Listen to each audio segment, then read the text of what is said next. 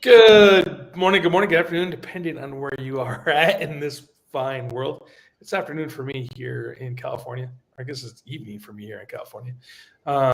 Anybody out there pay attention to the World Series?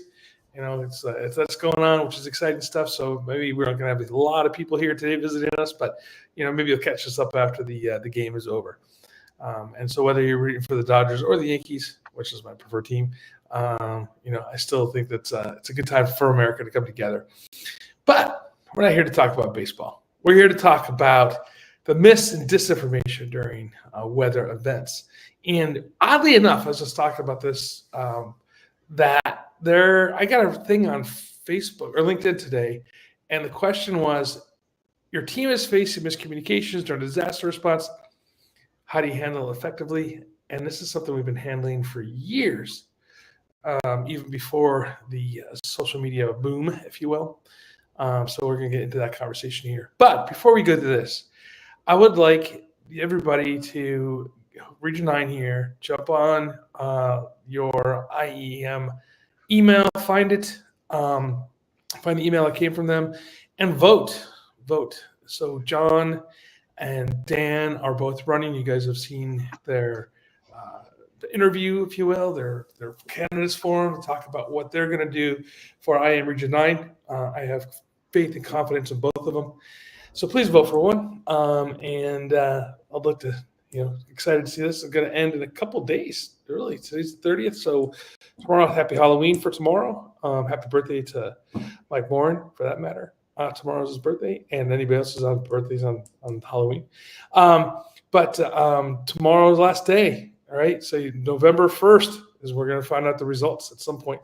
So get to the polls and vote early, but not often. But, okay, that being said, let's get to talk about the misinformation during weather events. I would like to bring in our guest, Colby. Come on in. Hey, good evening. Good evening. So, Colby, you've had a long day today. I know it's like late in the evening over where you're at in North Carolina, dealing with some of the issues that are over there. Tell me a little bit about yourself and why are we talking to you today? Hey, awesome to be here tonight or today in y'all's case. My name is Colby Sawyer. I am the Director of Communications and Emergency Management for the town of Pittsboro, North Carolina. We're a small community just to the west of the state capital, geographic dead center of the state almost. I've been in this role for a couple years now. Prior to that, served in other emergency management roles and then just emergency services in general. But I found I had a really fun time working with the public, communicating with the public. So really focused on that portion of my career trajectory. And so that's how I've ended up here. So when we're talking about communication, I joke with Brian Colburn, who is our producer here. I joke with him all the time, and not just him, but others as well, that when we look at our after action board during the hot wash, the first thing, we might as well just have a permanent ink on every document. Like, what went wrong? Everybody's like, communication, right? And so now I ask that follow-up question, like, what went wrong in communication, right? Was it the radio didn't work, the phone didn't work, you didn't understand the message, we weren't understanding the message that you were conveying? Where was this communication breakdown? And I'd like to start the conversation on that topic of communication within the organization. Why is that always a problem? And I think sometimes this is where we get misinformation within our own organization that we have to fix. But why does communication seem to be a problem that fire, police, EMS, public works, emergency management, a farm bureau, whatever you want to add in there, it's always on their after action reports? Yeah, I think you're spot on about that being a problem. I don't see it as a challenge. I see it as an opportunity. We always have the opportunity to do better. And so I think the cause of that breakdown is really our resources having to deal with that fog of war, for lack of a better term. We are taught, we train our first responders, we train our emergency managers, we train our government employees, our VOAD partners. When you find out information, you're supposed to share it with someone else. And so when incorrect information or misinterpreted information or information that started as correct, but through a transmission receiving error the message didn't quite make it across the way it was supposed to, they're doing exactly what we train people to do, is to share that message up, down, and sideways. And so I think the root of the problem is making sure that everybody is in the one, has a good operating picture of what's happening, but then two, that we teach people, yes, continue to share what you learn, but maybe apply just a moment of thought to it. Or when you share it, make sure you share it with the caveat of, I don't know this firsthand, or I have not witnessed this myself. A prime example of this is just getting back from spending many days, spent 17 total days out in the mountains of North Carolina helping respond to Hurricane Helene, and quite a bit of misinformation on social media and online about what was happening out there. And I think people were doing the right thing. It wasn't malicious. It wasn't hostile in some cases. In some cases, I'm sure there was some disinformation being shared there. But at the end of the day, people were doing what we taught them to do. They just didn't have the best source. So if we can just get people to validate that source, validate that information, or give that caveat of, I've not seen this firsthand, I think that would go a long way to addressing even misinformation with our own ranks. Just to clarify something really quick for everybody's listening right now, is that there's a huge difference between misinformation and disinformation. And sometimes it's hard to find that line of what it was, right? So misinformation is, you misspeak, you say something that you think is correct, but it might turn out to be false. Disinformation is malicious intent behind it, where you're putting information out there on purpose to mislead groups of people. Mm-hmm. Now, that being said, there has been times when we have used, the collective we, not emergency management necessarily, have used disinformation on purpose, right? Not necessarily for like psyops or whatever, but also for, the police use it sometimes to do something, right? So not all disinformation has malicious intent behind it, so it's kind of this really weird gray area that we're in today. But, we're going to get in this conversation, we're not going to go into the political speak of what this means, right? Because there's that as being in there. I want to just kind of clarify, and this is not for you, Colby, this is for the people listening necessarily, but I want to clarify what the difference is and like how we can stop this, because I'm going on a limb here because I think most people are fairly good people. I don't think people are out there spreading disinformation in the intent to harm people necessarily, right? And during a crisis. Although I do think they pick up information that is incorrect and expand upon that, expand it, make it bigger than it truly is, and then it becomes a whole beast that we have to deal with. And I'll make this as an example. And with FEMA coming in and they're saying, they're only giving us $750. Well, that's a true statement that they're giving $750. But on the other side of it, though, that's just a stopgap measure that was more aid is coming. That wasn't the only end of the aid. And people kept saying that was the end of the aid. That's disinformation that may not have started with malicious intent, but that grew its own legs. And then, of course, then there's government distrust that's associated with it. So those are some of the things that we have to battle when we're dealing with emergencies. That being said, how do you battle information that is coming across that is partially true, but not completely true? And how do we get that trust back of the people that we're serving? Because we're out here to serve them.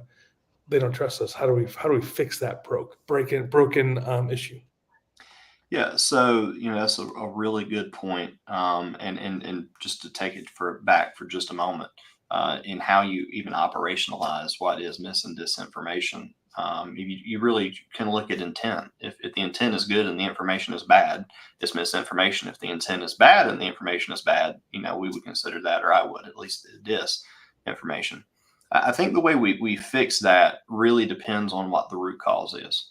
Uh, I'm throwing back to my high school days of my English teacher would very happy to remember that I know what logos, ethos, and pathos are. Don't ask me to explain them now. I hope she's not watching. But we really have to break down the message that's being shared and rely either on our authority or rely on logic or rely on emotion to get to correct that. And you apply those depending on the situation. A prime example in my community is we have a pretty or had a pretty significant water quality issue in our community. Some of the highest PFA levels in our drinking water. Um, really no way to eliminate those. And so for 20 years now, the public perception has been that our water is just terrible. Well, in the last 3 years, we have done incredible work on putting advanced filtration in place, taking legal action against polluters, and ensuring that we don't have more releases into the river to begin with of things that we can't treat for. And so now we're in this battle of trying to get the word out. And when something's been ingrained in someone, or you've been taught not to trust an organization and what they're saying, it can be a hard uphill fight.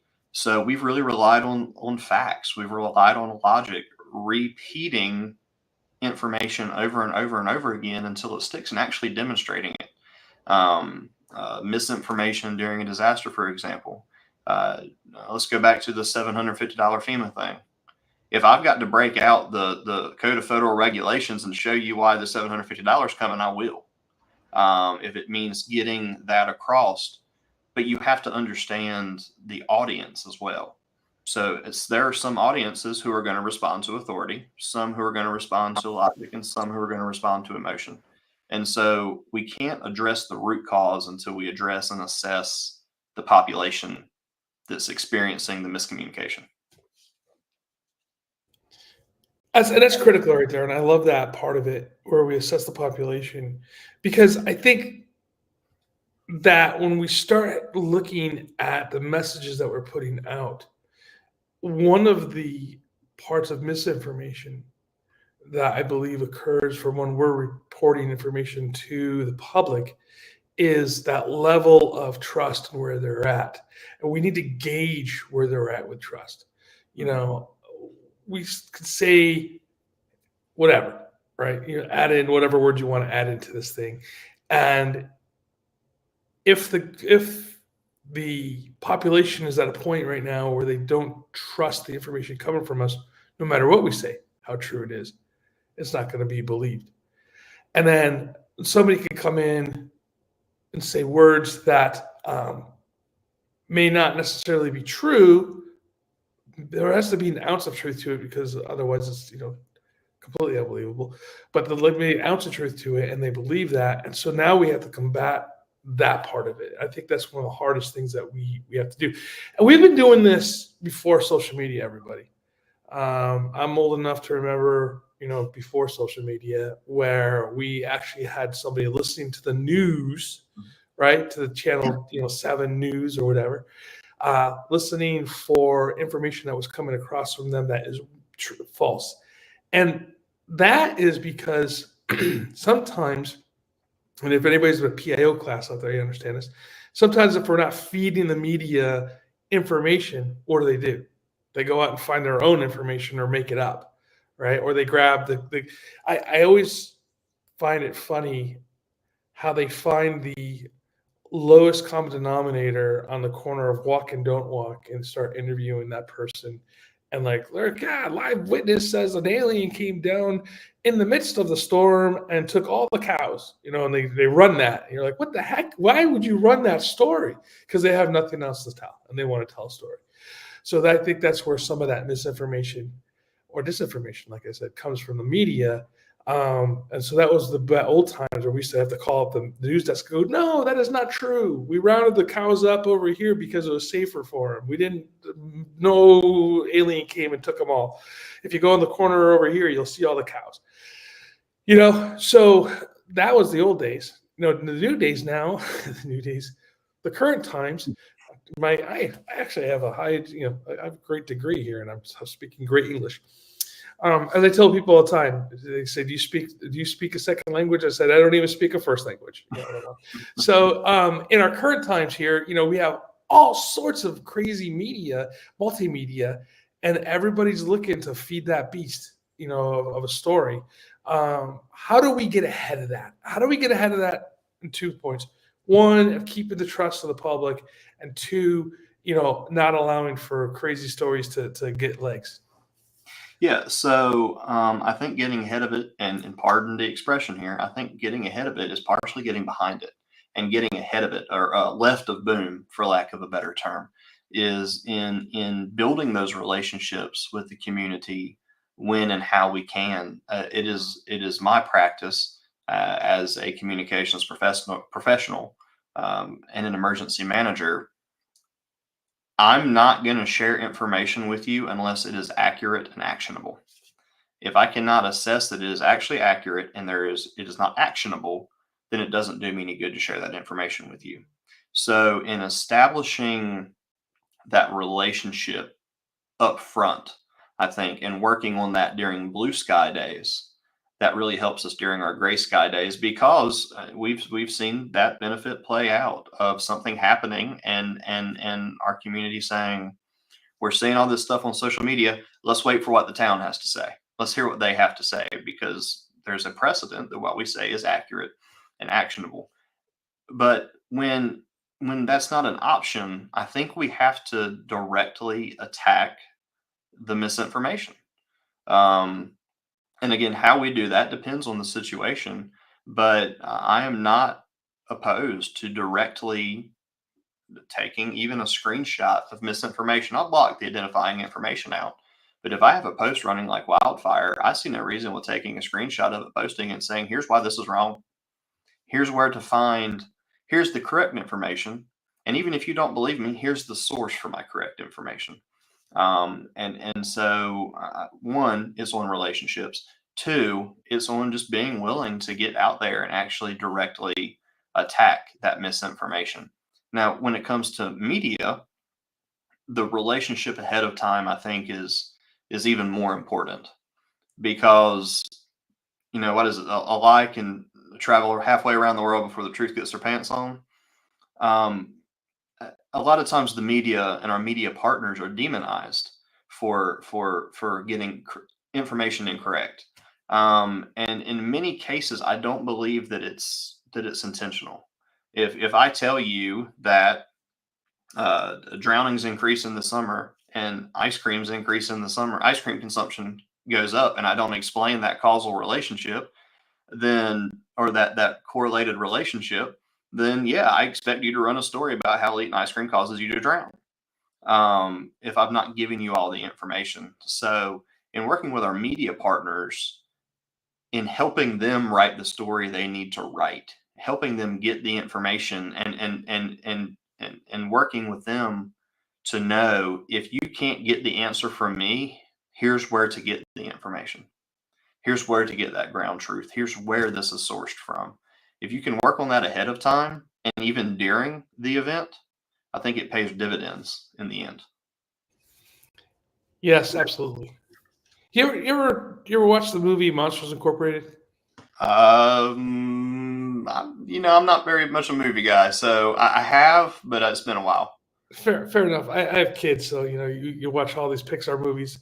And in the scene in Monsters Incorporated, I'm going to refer to, for those of you seen it, there's this human comes into the monster world and is running through this sushi restaurant, or a restaurant, and she's just walking through the restaurant, and everybody's losing their mind. And the media comes and they start interviewing people. This kind of goes back to was talking about in the beginning of this, and they're like, oh, we have eyewitnesses here, and this guy's like, oh, it was terrible, and she had lasers coming out of her eyes and all this, which none of it happened, and it's just that's why I think it's interesting that when we think about the media covering events, even Pixar in a kids movie is making fun of the fact that the people who they're interviewing over exaggerate or make up stuff to get on the news. And we do have to combat that a little bit. As far as the false information coming out, because that is what they saw. And I want to bring this back again. I don't necessarily know if people are wholesale making up things to be on the news. Maybe they are, right? But there's also this thing of eyewitnesses, and we see it from our lenses, right? So you and I can see the exact same incident and have complete different stories. I know that drives law enforcement insane because that's just the way it is. So eyewitnesses are actually the worst witnesses around. We are terrible witnesses because we fill things in by our experience, right? So I think if the public is filling things in from their experience, like you're saying, if you're left a boom, we could start today training them, right, to understand what they're seeing when a disaster occurs. And then that, like, the idea that when FEMA comes to help out, and I'm putting this in air quotes because their FEMA is coming, but they don't come the way people think they come, right? They don't drive in trucks and bring fire engines and fire trucks and rescues, and this doesn't come from FEMA, right? They're coming in other ways, but the local government is there to really implement and help people. And so this goes back to one last portion of this. Well, I'm going to turn it back over to you to kind of talk about some of these things. I had a resident in my city here, where I work in Los Angeles County, right, come over to me and start asking me questions about what are we going to do to keep FEMA from taking over a disaster like an earthquake if we have it. And I go, it doesn't happen that way. And I had to go through a very long conversation with them about and educate them on that process. And I thought about it for a bit. I said, maybe I'm doing a poor job, left the boom, of explaining to the residents exactly what a disaster looks like within our city. And we can put this out. There's a whole bunch of ways of doing it. But do you recommend that? Is that one way to combat that misinformation about how the system works? Or is there a better way of doing it? I think it's a great way of doing it. And obviously, depending on the size of the jurisdiction or the size of the population you serve, your ability to have one-on-one conversations that actually drive change is different. I got 5,500 people, give or take, in my community. I can go sit at the diner downtown and see 10 people I know, and they can come up and ask me a question. I may not be able to do that in the city 30 minutes east of me with 800,000 people in it. And so but the theory is right. If we can have those one-on-one conversations, even if it's just through pre-education, I think it's great. Our Citizens Academies, the concepts of doing programs like that, I think they're great. We're just wrapping up the first night of our fourth offering of our Citizens Academy here in town. And had a lot of facts that were shared in there that just weren't entirely accurate. They were halfway there, but they're just missing a little bit of the context. And being able to share that was, and have those conversations is going to pay dividends, because now I know that when that misstated fact or lack of context to fact is shared in the community, there's 12 more people who are ready to combat that and say, well, actually, what is going on is XYZ. So those are great ways to do it. And whether those are one-on-one, small groups, social media, website, general education, getting into the schools and teaching, what's going on in a disaster early. Teaching children how to be prepared. Our CERT programs. I know y'all don't know anything about those in LA County. CERT. CERT, not to be confused with North Carolina's SERT, State Emergency Response Team. We have, we love acronyms in emergency management. I think that's a huge portion of it. And going back to that eyewitness thing, I want to hit on that for just a minute, but take a little different lens, which is people make a decision, they make a determination. Information is cemented in their brain, following whatever heuristic they have learned, right? Whatever context or background or lived experiences they've had. I'll take it all the way back to the 1970s, Dr. Elizabeth Loftus and Dr. Palmer with their car crash study, changing one word, showing people a video of a car crash and asking them to estimate the speed of the car. When you change the terminology from bumped or collided to crashed or bang, or insert more actionable verb here, their estimate of speed went up. So, in being cautious and thoughtful about the words we use to even describe what is happening, I think in our blue sky days and in our gray sky days, we can really drive the public and our audience where they need to go, whether it's the public, our agency, our stakeholders, our senior leadership, even the language we choose to use can drive them one way or another. Let's talk about that for a second. Do you think that using the word disaster, like say for instance, like tornado or hurricane or whatnot, as a disaster, does that does that give a different feeling for somebody if we say we lessen that door by using, say, the term uh, incident or I would stay away from crisis too, right? Like if we stay away from crisis or disaster and use like incident or event, something like that, would that change the way people perceive the issues that are happening? Or, I mean, like, because the feeling and the event is still the same, right? A tornado ripping through a community is not going to change no matter what word we use. But does it make the people's reaction to it and their ability to recover from it differently if we use different words? I think it does, but not necessarily always in a good way.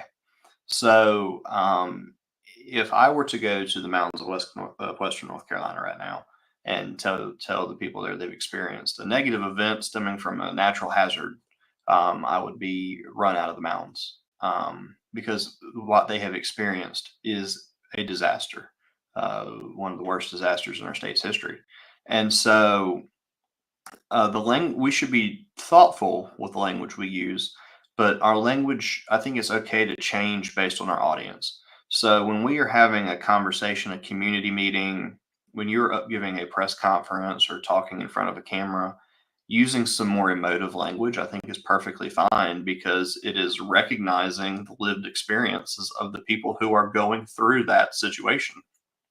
But then within our internal audiences, making sure that we're thoughtful in how we articulate what's going on. We don't want our employees to become overwhelmed. We don't want our incident management teams, our emergency managers, our senior leadership, when you just keep telling them over and over again, this is a disaster, this is a disaster, this is a disaster, that's going to start to affect their psyche. And so in keeping that calm operational, this incident, this event, in choosing how we use our words, we really can uh, connect at a greater level or drive our audience to our desired outcome. So I think you certainly have to choose your language, but no, I don't think I would ever want to lessen use it by my language and my reach and my voice to lessen someone's lived experience because I think that just gets us right back to lack of trust. Yeah, I agree with you. I agree with you 100% on that. I just was like, I was just thinking about that in a way where sometimes my wife says sometimes we hype things up too much, especially like when we have here in California, we have a rainstorm coming in. It's like the worst rainstorm of the century. And, you have a poor guy standing in the corner walking, don't walk. It's raining out here. Colby, back to you. And, so we tend to sometimes, I don't say over exaggerate some things that aren't as bad. But we definitely do like to look for um, the worst case in the situation. Sometimes I think when I say the collective we, not emergency management. Yeah, And I think we have to be also stable and consistent in our language and in the words we choose to use. National Weather Service, and this may segue us into some conversations more about weather, But the National Weather Service, wonderful, wonderful partner in terms of one, forecasting and science, but two, in terms of public engagement and communication. And you read a forecaster's discussion, or you read a hazardous weather outlook, you read a warning on a storm. The language is always very standard. It's always very formatted, and words have meanings. And so when our weather service partners put out messaging, for example, let's go back to what would it have been? Not Matthew, but let's just use Helene, because that's the one that's in my head right now. The language used by the weather service included catastrophic and unsurvivable. Those are not words outside of damage tags that will exist in warning products that trigger certain different things. Those are not words that you typically hear the National Weather Service say to the public.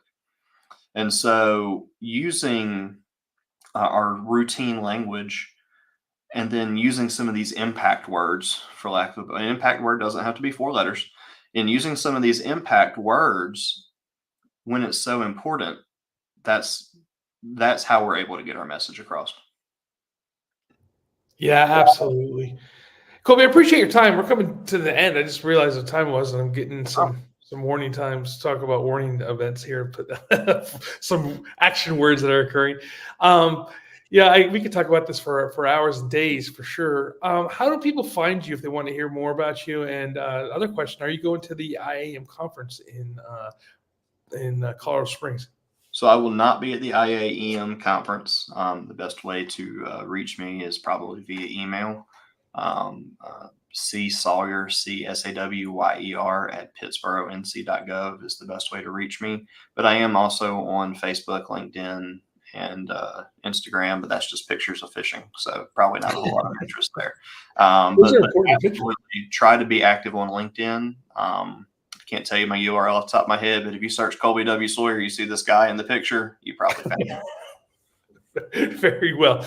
I might have to find you on your LinkedIn, or not your LinkedIn, but on your Instagram to see those fishing pictures, because those are critical information that needs to be shared with the world for sure. Well, Colby, thank you for your time today, and I'd love to let's do this again sometime. Hope to see you around, and hopefully maybe I'll see you at one of the conferences. Love to. Thank you, and thank you, all of you, for this opportunity. Hey, everybody, it's really important to understand what messaging is and to really work on your messages prior to a disaster. We all know this, right? This is something that we've learned, in the basics of emergency management. But, having this conversation with Colby really kind of brings us to the fore of what we are doing here and how we can handle communication. And maybe we can make it a goal that communication isn't always going to be on the top of that hot wash board when after a disaster and we're sitting there in the room trying to figure out how to make it better. Let's make it a goal to make sure that communication is no longer that permanent inked on the whiteboard. All right, everybody, this is my last podcast as IAM Region 9 president. We'll have a new one here in a couple of days announced and be newly minted at the IAM conference in Colorado Springs. I will be becoming the second VP for IAM USA. I'm excited about that. I'm excited about serving you in a new capacity. But I still will be around here in the region, because this is where I live and this is my home region. So I appreciate everybody, all your support over the years, making this a great platform for us to be able to share with you all. And I know that the 2 people who are running for president both said they want to continue doing this type of outreach. So we'll see how IAM Region Talk turns into after this. So again, thank you for your time. Thank you for your support over the years. I look forward to see you at Colorado Springs. Until next time, stay safe, stay hydrated.